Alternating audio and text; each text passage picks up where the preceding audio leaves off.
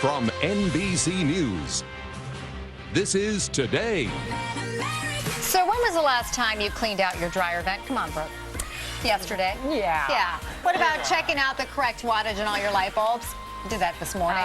Maybe never, right? Well, these little everyday things around your house could be dangerous to you and your family. Here to point out these hidden hazards is Amy Matthews, host of Renovation Raiders on HGTV. Good morning, Amy. Good morning. Thanks for having me, you guys. Let's All right, make your so house top safe. Yes. Grease fires first. Let's start with that. Most common cause of household fire is cooking. Right. One thing you never want to do is put water on it. Bad idea. So it needs to be put out by some sort of fire suppressant. You can get a blanket.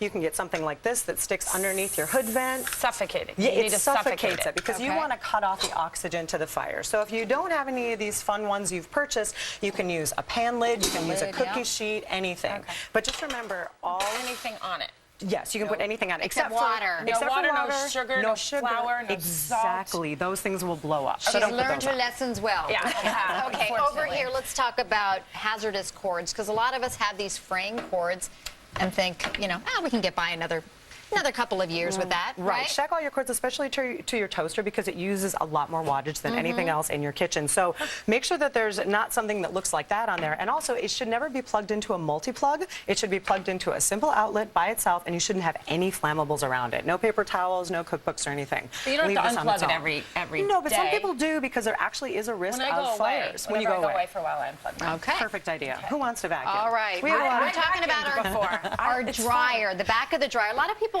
don't look behind the dryer or do this. They don't, and all this lint really backs up. So pull the dryer away, take a look back here, vacuum all of this out. There'll be a ton of lint buildup. And the reason for doing this can cause fires, right? You hear about dryer fires all the time. It will cause a fire, and look at all of this stuff that can literally, look at that, your jeans, How undies. often do you have to do this? So once a year. In fact, all these things are easy to do once a year. And then when you're doing this, make sure you check the outside exhaust as well, because that one gets really backed up on the outside And of you're the saying house. this always has to be at least 4 inches away from the wall, right? Actually, the water, because of the kinking in the lines back there. So most of them sit a little ways away because of the vents on there. Okay. And then over here, speaking of water damage is a costly. But I just fixed a whole wall because of water damage behind my washing machine. Did you need me? Yes, Should I have come on last week? I should have had you come. Where were you? Oh, you were busy with your little show. I'm sorry. I was renovating 10 other houses. Yes. So take a look at your the lines behind your washing machine. Pull it away. Turn the water off. If any of these are old or frayed, replace them. When you do, upgrade to one of these, because this is a steel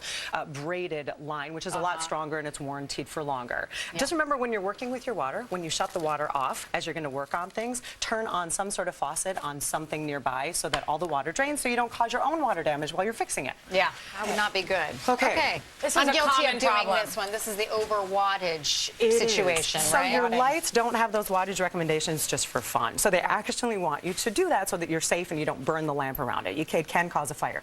So your regular incandescent bulb is really inefficient, number one. You've got your CFLs, you've got your LEDs, and you've got your halogen lamps. The interesting thing is the wattage, how much energy it uses, has nothing to do with the brightness. So let's say you have 100 watts for this, and you're putting in a lamp that's only 40. Well, this, per se, is 22 watts. So 100 incandescent watts equal 22 watts from CFL. But they both give the same light. So you can actually get more light with less wattage. These so are think about it harder that to way. get now, too. Yeah, These are more environmentally. And they last longer, and it's just much smarter. This is a huge problem in my house. Quickly. So, always check them once a year to make sure all of your fire and smoke alarms have batteries in them. Pick the same day, like New Year's every year, and then make sure you have another fire extinguisher for the whole house. All of these things you can do, just pick one day, peace of mind, do them all at one time, and you're done. Wow. Amy Matthews, great information. Thank you. My to-do list has grown by a lot. I'm sorry. We can come over and do it for you. I'd like that. I'll get my team. We'll be back in a moment. This is Today on NBC. I'm calling you right now. Speed dial.